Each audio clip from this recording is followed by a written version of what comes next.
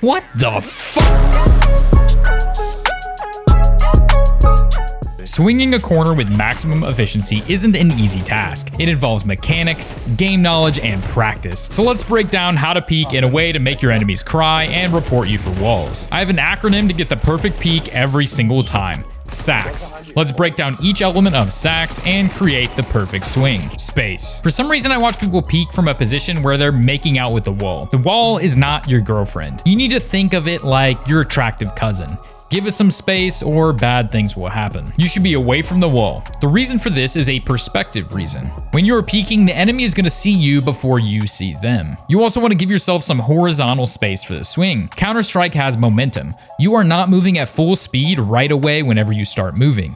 To minimize the enemy's time to react, you want to break speed limits while peeking and move as fast as possible. If you give yourself enough horizontal space, you'll get up to full speed with the rifle, which is 215 units. Whereas if you don't, this is only 185 units, so you're missing out on a lot of speed here. So to recap, give yourself some space from the wall so the enemy does not see you first when you are swinging, and also give yourself some horizontal space so that you can get up to full velocity and have a full speed swing. You know what else starts with an S and gets you wins? Skins. Check out Skin Club. Skin Club is a provably fair case opening site with lots of features. It has free daily cases that you can open just for playing. It has a wide variety of cases and even case battles. I personally really enjoy the skin upgrader so that I can upgrade something that I've gotten into something much, much better. Like this case hardened 5.7. With my link in the description, you can sign up for Skin Club and get a 7% deposit bonus. Skin Club has basically every deposit method out there, including card, Google and Apple Pay, PayPal, skins, and even crypto. Again, check out my link in the description for a 7% deposit bonus, and let's get back to the video. Aim.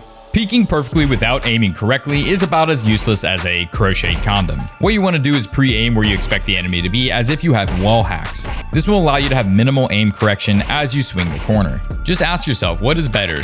This, where you have to severely correct your aim, or this, where you may only have a small aim correction? You're saving yourself so much time by pre-aiming correctly. Unfortunately, knowing where to aim is simply game knowledge and repetition. To my knowledge, there are no free pre-fire maps in CS2 yet. There is refrag.gg, but it is a paid service. However, if you just concentrate well in actual games, you will improve your pre-aim by repetition and trial and error. You can also join practice servers and imagine where enemies would normally be and practice that way. Counter-Strafing and side strafe only.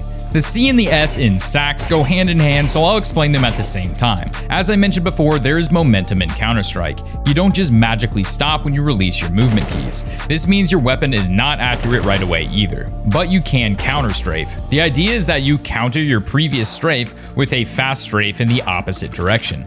This is actually very simple. If you were pressing D to strafe right, you tap A to stop your strafe instantly. This is very easy to master. You can find two objects on a map and practice your counter-strafing. If your shots are accurate, you're doing it right. You can also use your favorite aim training map to strafe, counter-strafe, click head, strafe, counter-strafe, click head until you have it down. Now, if you were pressing W and A, you would need to press S and D to stop your strafe instantly. And that is where we have a problem. I don't give a fuck how good you think you are. You can have thousands of hours, but correctly counter-strafing two inputs at once is a lot harder than you think and not really worth the trouble. When you're swinging a corner, only side strafe. And there's actually another reason for this as well. You don't want to split the streams. Don't cross the streams. Why? It would be bad. Remember when I talked about how fast you can move? Well, call me Pythagoras because I'm about to triangle math you. The maximum velocity in Counter-Strike with a rifle is 215 units. Moving forward is 215 units. Moving sideways is 215 units. And moving diagonally is 215 units. Well, what's the problem then? The movement towards your opponent doesn't matter. Which is easier to hit? This or this?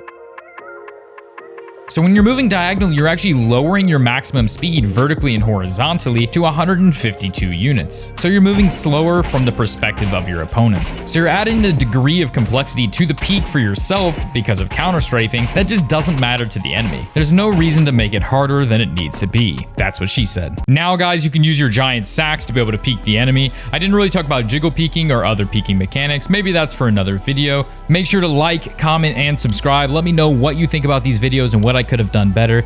Thank you guys so much for watching, and I'll see you next time.